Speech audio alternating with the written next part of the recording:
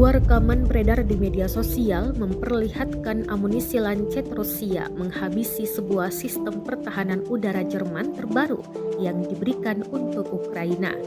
Sistem pertahanan udara itu adalah Iris-T SLM. Rekamannya beredar di Telegram pada Rabu 7 Juni 2023. Dalam keterangan unggahan disebutkan Lancet menyerang sistem pertahanan udara NATO terbaru, Iris-T SLM. Amunisi Lancet dari pasukan lintas udara terbang tepat ke arah target. Sistem rudal barat modern harus menembak jatuh drone, tetapi lebih dulu menerima salam dari drone Lancet Rusia, katanya.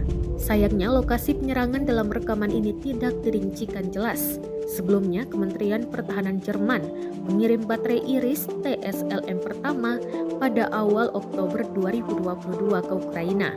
Sistem Iris TSLM kiriman dari Jerman tersebut telah dioperasikan oleh pasukan Ukraina di wilayah selatan Ukraina. Mengenai Iris TSLM merupakan sistem rudal pertahanan permukaan ke udara jarak menengah yang dirancang dan diproduksi oleh perusahaan Jerman.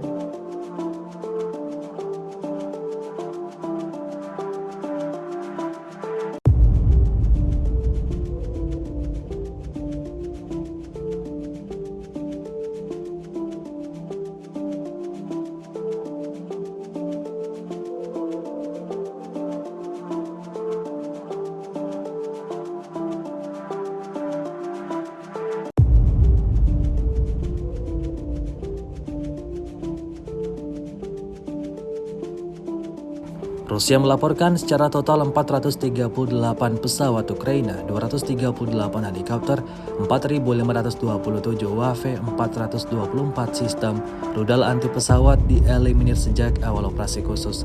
Sedangkan dari kubu Kiev, Kementerian Pertahanan Ukraina melaporkan sebanyak 880 tentara Rusia dieliminir dalam sehari terakhir.